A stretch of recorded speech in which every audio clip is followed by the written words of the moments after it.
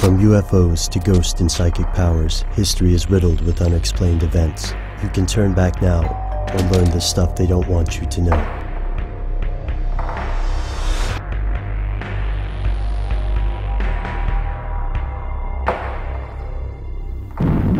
After a globe-trotting career spanning countries from Haiti to the Philippines, Marine General Smedley Butler retired in 1931, hailed as a national hero and one of the most distinguished soldiers in U.S. history. General Butler also gained popularity as an advocate for veterans during the Great Depression. Since the returning soldiers could not find employment, General Butler pushed for the delivery of signing bonuses promised to every enlisted man. He was set to become one of the most influential anti-war activists in history. But in 1934, he came forward with an unusual story for members of Congress. General Butler alleged that members of the U.S. elite attempted to hire him to build an army and stage a military coup, ousting the controversial Franklin Roosevelt and revoking the legislation of the New Deal. Butler had originally played along, leveraging his initial contact for more details and eventually meeting with one of the principal investors face to face. Butler stated that the conspirators wanted him to muster an army of 500,000 veterans and other patriots, paying their bonuses and financing the cost of their weapons with money provided by the conspirators. These men, Butler said, wanted to establish a government modeled on Italian-style fascism. Although newspapers of the time ridiculed the allegations, Congress moved forward with a formal investigation.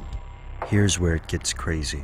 In the McCormick-Dickstein Report of 1935, Congress found that plans for a military coup involving a private army headed by General Butler did exist. The Congress found that certain individuals had planned for this coup, but did not specify when the plan had been conceived, nor when or if it would seriously be implemented. So who were the alleged ringleaders of this plot? Although the congressional investigation focuses on only two men, Mr. McGuire and Mr. Clark, dozens of other individuals have been named as contributors to the business plot with varying degrees of proof. The names of the conspirators included some of the United States' most wealthy families in banking, media, and industry, including the DuPonts, the Remingtons, and Prescott Bush, father of George H. Bush and grandfather of George W. Bush. It was apparent that the people in charge of planning this failed coup had made a mistake contacting Butler. The general's only aim was to protect American democracy, and he repeatedly stated that he could not understand the contradictory aims of the business plot conspirators.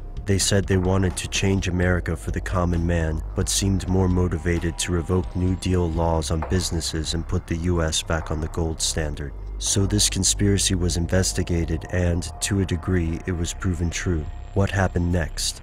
First, let's look at what did not happen. The people named as conspirators were not punished. Many weren't even asked to testify or meet with Congress. Many of the newspapers which had originally run a smear campaign against Butler never retracted their slanderous and misleading stories. General Smedley Butler passed away in 1940, and the story of the business plot faded into obscurity. The alleged conspirators continued on with their lives, and Congress did not pursue them further.